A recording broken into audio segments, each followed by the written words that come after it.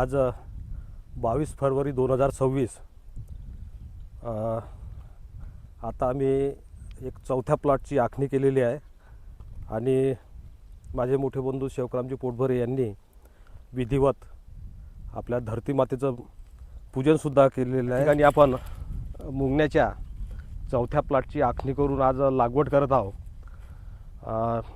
आपली एक प्रथा आहे की सुरुवातीला जमिनीमध्ये बी लावण्यापूर्वी शेतीमधील देवतेला प्रसन्न करायचं, जेणेकरून उत्पन्न वाढते. आणि त्याचप्रमाणे आज पूजन झालेलं आहे.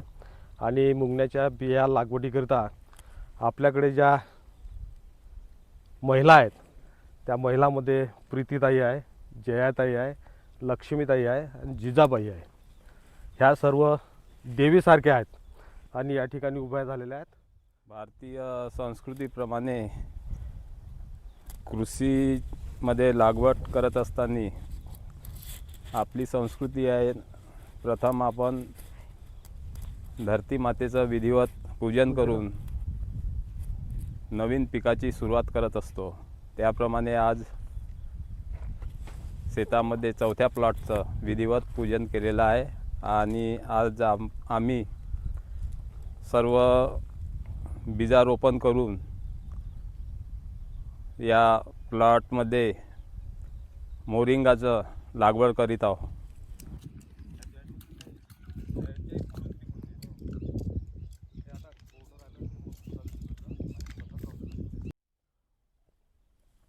नमस्कार शेतकरी बांधवांनो, जय महाराष्ट्र. मी विष्णू रघुनाथजी पोटभरे, मुक्काम गोंडखरी, तहसील कळमेश्वर, जिल्हा नागपूर. आपण सध्या पोटभरे मोरिंगा फार्म इथे आहोत. ही मुंगण्याची जी बाग आहे, या बागेला आपण डिसेंबर महिन्यामध्ये पाल्याची छाटणी घेतलेली होती आणि याला जीवामृत दिलं होतं. डिसेंबर महिना, जानेवारी आणि आता फरवरी एंड 22 फरवरी आजची तारीख, या 2 महिन्याच्या काळामध्ये परत ही बाग पाल्यासाठी आलेली आहे. परंतु सोबतच फ्लावरिंग झालेलं आहे आणि आता सेटिंग होऊन हे बघा आपण बघत आहोत, शेंगासुद्धा याला पकडत आहे. त्यामुळे आपण या बागेच्या शेंगासुद्धा घेणार आहोत आणि पालासुद्धा घेणार आहोत. आणि या बागेला आता जीवामृत सुरू केलेलं आहे आपण डबल. आणि अशा प्रकारे आमचा परत एक खाली प्लॉट आहे, जो यावेळेस चांगला न जमल्यामुळे त्याच्यामध्ये कुटुंबाकरिता ऑर्गॅनिक गहू लावलेला आहे. त्या गव्हाची फसल त्यामध्ये आहे. परत तिसरा प्लॉट 2 एकराचा आहे आपला, तो आता आपण नंतर बघायला जाणार आहोत. तर अशा प्रकारे आमची ही बाग आहे. हा आमचा 2 नंबरचा मुंगण्याचा प्लॉट आहे. पावसाळ्यामध्ये मी मुंगण्याची झाडं लावली होती, परंतु अति पाऊस झाल्यामुळे याच्यातली बरीचशी झाडं वाळल्या गेली बुरशीने. त्यामुळे या जागेचा सदुपयोग करण्याकरिता हा आपण ऑर्गॅनिक गहू लावलेला आहे. आणि हा गहू फक्त आमच्या कुटुंबापुरताच आहे. यानंतर आपण 3 नंबरचे जे प्लॉट आहे, जिथे फुलांचं आता सेटिंग होऊन शेंगासुद्धा तयार झालेल्या आहेत, त्या आपण बघण्याकरिता जाऊया. आता आपण 3 नंबरच्या मोरिंगा बागेत आलेलो आहोत.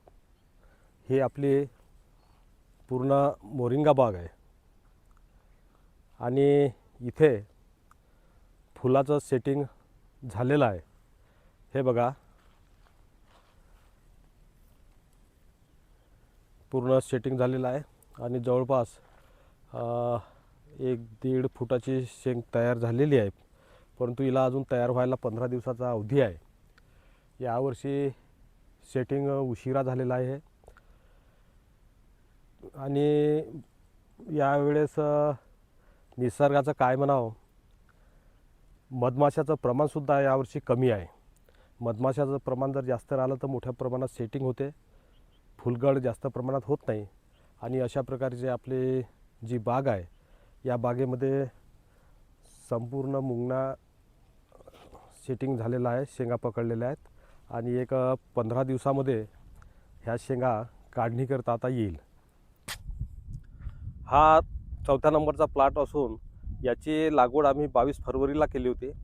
22 फरवरी आणि आज 21 मार्च 2026, 1 महिन्याचा पिरियड झालेला आहे.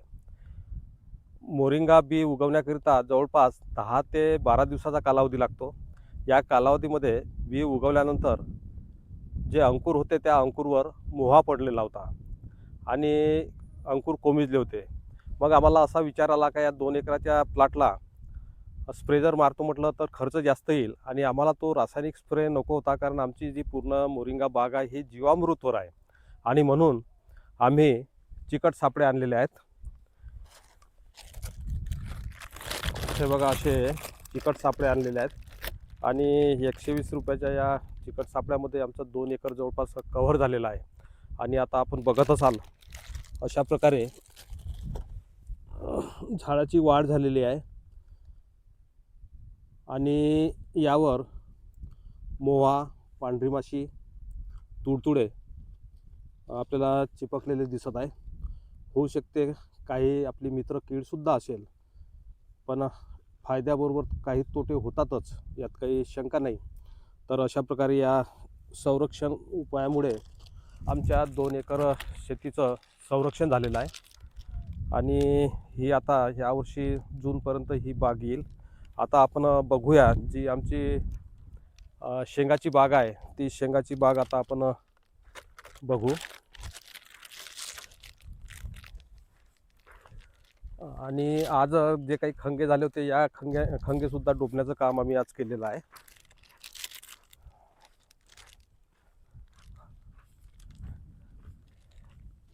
आता आपण ही बघत आहात, ही आमची व्हेरायटी आहे. आपण सांगलीवरून बियाणं बोलावलं होतं आणि चांगल्या प्रकारे शेंगा आलेल्या आहेत. अशीच आतमध्ये सुद्धा बहार येऊन बाग भरलेली आहे. आता आपण काही झाडं जर बघितले तर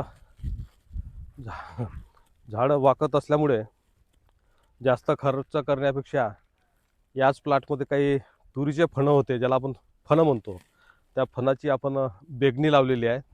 आणि अशा प्रकारे हे शेंगा तोडणीला आलेल्या आहेत. सध्या मार्केट जरी कमी असलं तरी मुंगणा हा परवडतो शेतकऱ्यांना. आणि आपल्याला जर का बियाण्याची आवश्यकता असेल, कुणाला जर बियाणं लागत असेल तर आम्ही याच प्लॉटमधलं मेमध्ये बियाणं उपलब्ध करून देऊ आणि आपण आमच्या बागेला सुद्धा भेट देऊ शकता. धन्यवाद.